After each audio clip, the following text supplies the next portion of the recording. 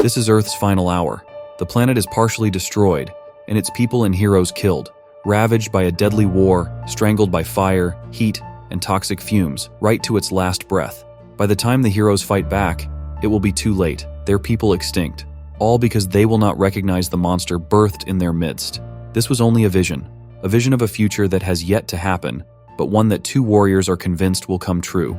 Zaid and his colleague Lakal, aka the Godslayer, have traveled to Earth searching for someone who they believe will be responsible for this planet's destruction. Meanwhile, Superboy asks his dad why he stopped wearing the dark suit, or at least the one with red undies on the outside.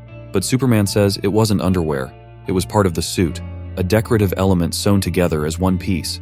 He and his son were exploring the Amazon rainforest searching for something. They eventually reach an opening in the jungle and find the Geneticron building, which was moved here all the way from Metropolis. Back in Metropolis, Lois Lane came to the LexCorp building to interview Lex Luthor himself, but was surprised to find the unexplained Clark Kent there on a Saturday. He says the boss wanted to see him immediately, so he had to come. This is not the same Earth that Lois and Superman are familiar with.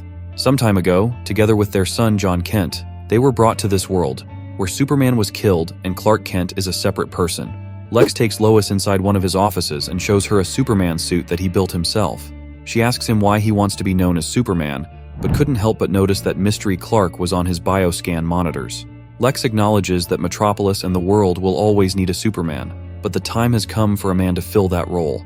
He doesn't trust an alien with unknown motivations to have so much power and protect the people. He demonstrates just how powerful the suit is by melting a concrete chunk weighing 2.5 tons. But he wasn't actually melting it.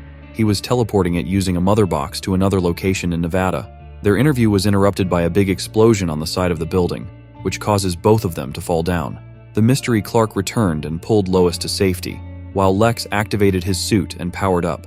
The suit was now part of him, and he says it's time for war, while the Mystery Clark activates a signal to inform Superman that they are in danger. In the Amazon rainforest, Superman and his son enter the Geneticron building and find broken cages, but they have no clue what was locked inside. He hears the signal from Metropolis and flies toward the city immediately. The attackers finally reveal themselves and jump Lex from behind, while he calls them cowards for attacking from behind. While Superman was rushing to help, he was surprised by Zaid, the other attacker, who punches him in the abdomen and sends him crashing into a nearby building. The warrior claims to know what Luthor will become, the throne he'll inherit, and the worlds he's going to annihilate. He says his name is Lakal, the Godslayer, and the future is clear. Lex is destined to take Darkseid's place, and for the sake of his victims, he sentences him to death. Meanwhile, Superman was fighting Zaid, but he didn't expect him to be this strong. Not even a punch to his arm could loosen the grip around his throat. Zaid calls Superman a follower of Lex Luthor for wearing the same symbol on their chests, and goes all out on Superman. Luckily, Superboy had had enough of staying on the sidelines and decides to help his dad by driving and crashing a big truck straight into Zaid. Superman appreciates the help, but tells his son to stay out of trouble and then flies toward LexCorp. Moments before his execution, Lex activated a force field around his head, which protected him from the Godslayer's sword. He says that no one wins against Lex Luthor and shoots Lakal with his blasters, but he quickly teleported away and avoided taking any damage. Lois Lane and the Mystery Clark rush to the top of the building and ask Lex why he wanted to kill him. Lex doesn't believe this future scenario where he becomes Darkseid, but before he could finish his sentence, the Godslayer returns and attacks him from behind again, damaging his armor. Lex gets up and attacks him, but Lakal was faster than him and wanted to pull out his sword again. However, Superman arrives and says, "Enough," but Lakal was ready for him and strikes him using a special green dagger that injures him. He shows Superman the future, the one where Lex Luthor becomes a tyrannical ruler and destroyer of worlds. Superman says that visions are not enough to sentence someone to death, and Lex wanted to defend himself, but Zaid arrives and hits him from behind. Superman says they have no right to kill Lex, but Lakal shoots him point blank with a gun, causing him to fall to the ground. They did something to the Man of Steel to weaken him. He wasn't at full strength anymore. The Godslayer pulled out his sword again, determined to end Superman's life, but he sees Superboy on top of a nearby building. Superboy reminds him of his dead daughter and he stops, saying they won't execute Lex here. They take Luthor and activate the transporter, both of them leaving Metropolis and claiming to take him home with them. The Mystery Clark says if Lex Luthor is to become a mass murderer, why not let the two warriors just kill him? After the attackers disappeared, Superman scanned the entire city searching for them, but they left the planet already. However, he notices that the transporter left some kind of energy behind, and he remembers seeing this before in the Genetocron building. The two attackers bring Lex to Medici, a near-dead planet in another galaxy. They torture him, trying to weaken his spirit before his execution, but Lex continues to claim he is innocent and he would never do the horrible crimes he is being accused of. Everything began 2 weeks ago on this planet, when Lakal had just returned from yet another mission and talks to Cha'ar, the eldest and wisest of the remnant people. He was old now, and all these years of bloodshed in the name of honor had affected him and wanted to quit. He goes back to his cave and remembers his wife and daughter, who were both killed by Darkseid a long time ago. Zayd convinced him to do one more mission, to hunt down and kill someone who walks in Darkseid's footsteps and will eventually replace him.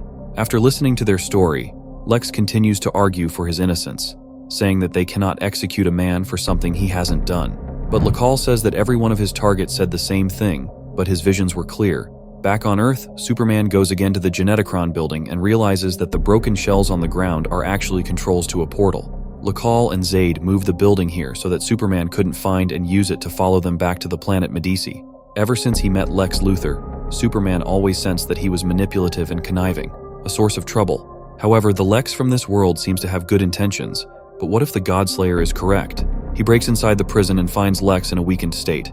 He had some kind of device attached to his armor that made him weaker, but before they could sneak their way out, the two attackers find them and accuse Superman of aiding a mass murderer.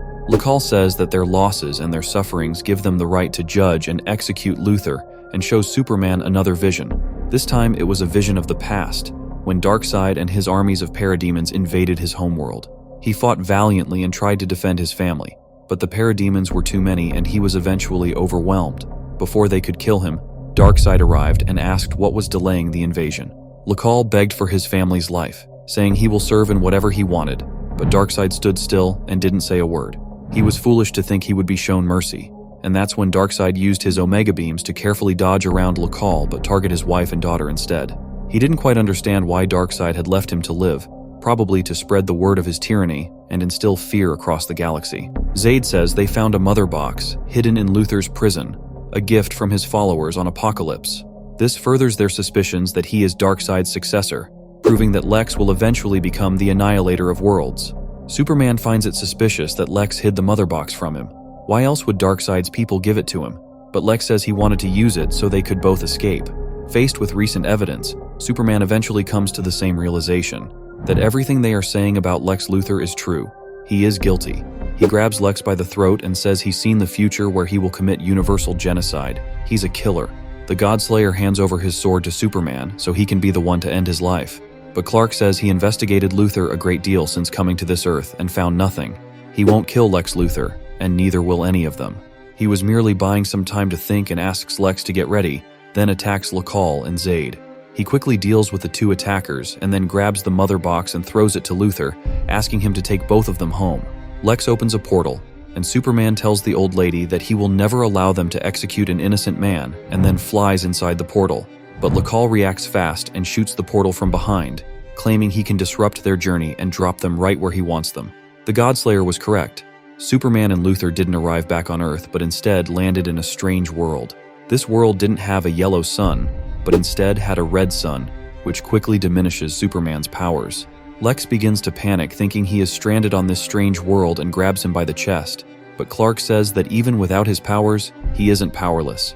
He then punches Lex in the face, sending him to the ground.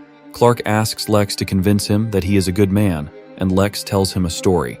A long time ago, he worked with the Justice League to stop the crime syndicate and Ultraman, even saving the Superman of this world's life. He claims this experience changed him, and he wore the S symbol as a tribute to a Superman that learned to accept him. He asks Clark to practice what he preaches and stop condemning an innocent man. Their conversation was interrupted by a powerful explosion. Zayd and the Godslayer had found them and instantly attacked. Superman was severely weakened from the lack of a yellow sun, so Lex had to step in and protect him, saying that the only way to hurt Superman is to go through him first. As Lex was defending Superman with everything he had, Clark wasn't completely useless. Since he lacked his superhuman strength, he had to use his brain and outsmarted the Godslayer. He surprised him and managed to steal his arm bracelet, which had a very powerful cannon attached to it. The duo manages to escape and run towards some caves in the mountains. Lex compliments Clark, saying that even without his powers, he's surprisingly resourceful. Clark says that he spent time on a planet where he didn't have his powers for a long time, so he had to adapt. They decide to fight the two attackers instead of running and split up, forcing Lekal and Zayd to do the same thing. The Godslayer finds Lex and the two begin fighting again, but Luthor was doing surprisingly better than before and managed to hold his own. Meanwhile, Superman decides to approach Zayd from a different angle and surprised him by jumping on top of him from a high cliff. He was still strong enough and managed to pin him to the ground, but instead of firing his weapon, Superman says he wants to talk. The fight between Lex and the Godslayer was brutal, with both of them suffering great injuries, but Lekal was victorious and wanted to execute Lex. Zayd arrives with Superman and says the Kryptonian wants to talk and he should listen to what he has to say. Superman lays down his weapon and says he is a protector of life and no matter what happens in the future, he will never allow Lex Luthor to become a second Darkseid and asks Lekal to look into his future. The Godslayer decides to listen and looks into Superman's future, but he doesn't reveal what he sees. Instead, he only says the following: "This has been an honor, Kryptonian. Prepare yourselves."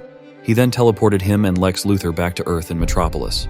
Luthor says that this Earth is different from the one where Superman comes, where Lex Luthor from that world went too far. But that's not him, and it will never be him.